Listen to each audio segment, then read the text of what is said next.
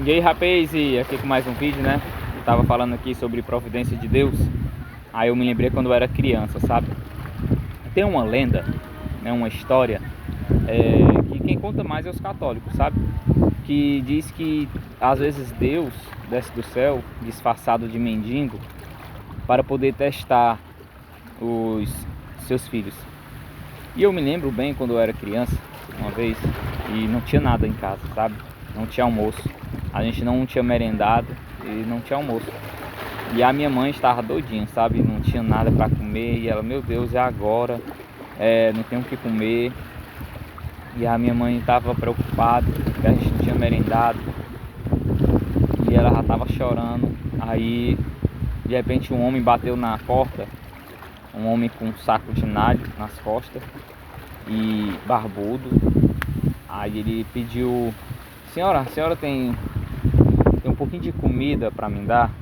Aí a minha mãe chorando as lágrimas do rosto, aí: ô senhor, hoje eu não tenho nem para os meus filhos. Aí pediu desculpa a ele, aí: não, tudo bem, deu um sorriso. Tem como a senhora me trazer só um pouco d'água para mim? Um copo d'água? E a minha mãe foi lá na cozinha, pegou o copo d'água e foi entregar a ele. Quando minha mãe chegou com um copo d'água, ele tinha pegado o saco de nalho e tinha tirado o alimento que estava dentro do saco de nalho, estava dividindo, colocando uma parte no chão. E a minha mãe: o que é isso? Aí ele: não, aqui eu dividi para mim e para a senhora. Bebeu o copo d'água e saiu. E a minha mãe disse que no meio do quando ele começou a andar, a minha mãe, ei, perguntou o nome dele.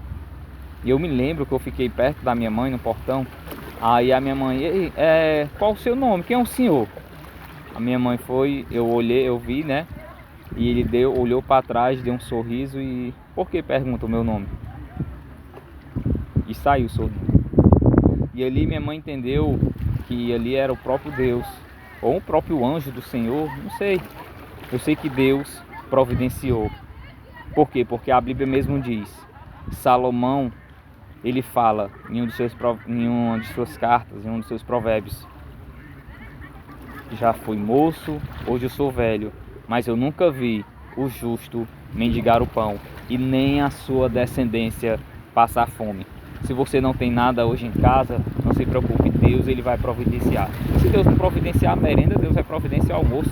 Se Deus não providenciar o almoço, Deus vai providenciar a janta. Às vezes Deus só quer testar a nossa fé, para ver se nós vamos continuar acreditando que Ele é o Deus da providência, que Ele é Jeová Jireh. Medita nisso.